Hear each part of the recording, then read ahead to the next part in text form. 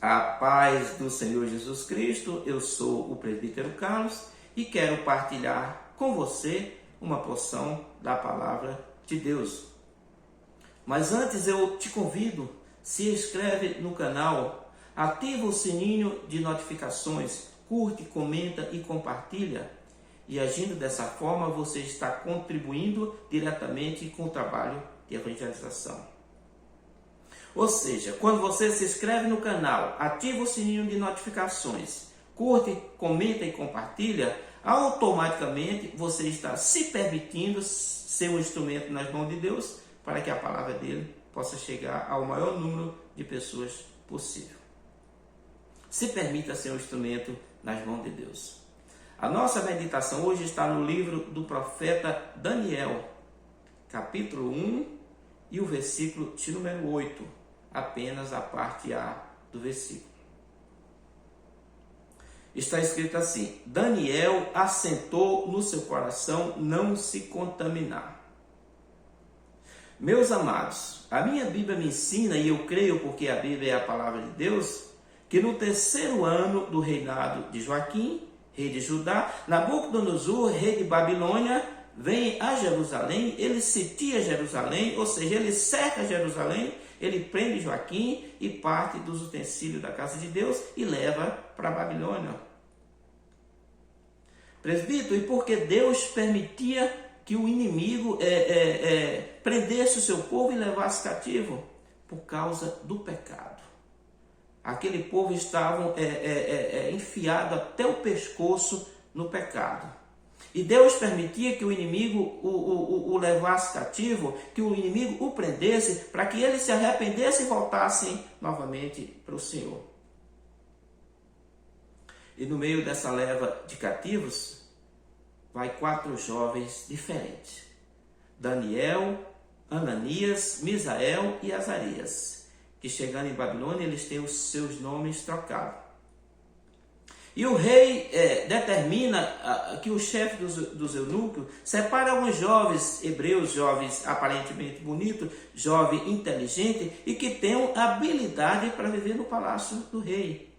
E ele decide também que alimentem eles com a mesma iguaria que o rei se alimenta e que sirvam também a eles o mesmo vinho que o rei bebia.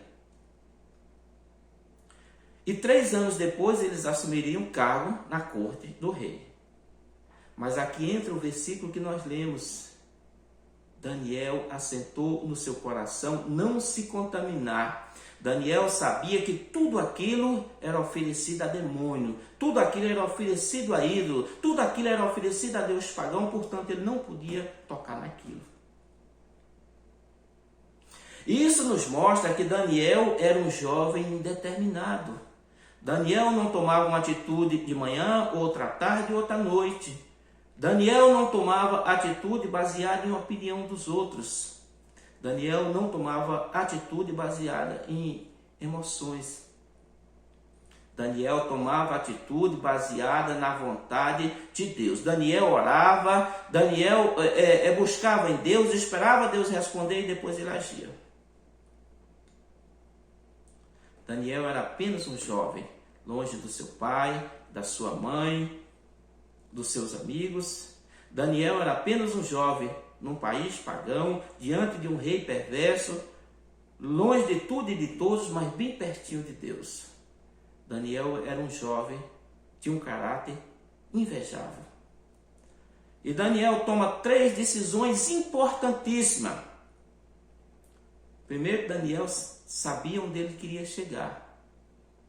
Daniel sabia aonde ele queria chegar e para isso ele não podia se contaminar. Daniel sabia com quem ele ia se relacionar. Daniel tinha 3 amigos e todos 3 eram de oração. E para que tudo desse certo, Daniel decide: eu não vou me contaminar, eu não posso me contaminar. Irmão, Daniel está renunciando um banquete na casa de um estadista. Provavelmente era o que havia de melhor naquela época. Mas Daniel sabia que tudo aquilo ali era muito pouco e muito pequeno perante do que Deus podia fazer na vida dele, do que Deus tinha para ele, do que Deus tinha prometido a ele. Daniel sabia que Deus tinha coisas grandes para ele, assim como ele tem para mim e para você. E por isso ele não podia desperdiçar, por isso ele não podia se contaminar, por isso ele não podia negociar com Satanás. E o nosso irmão decide: eu não vou me contaminar.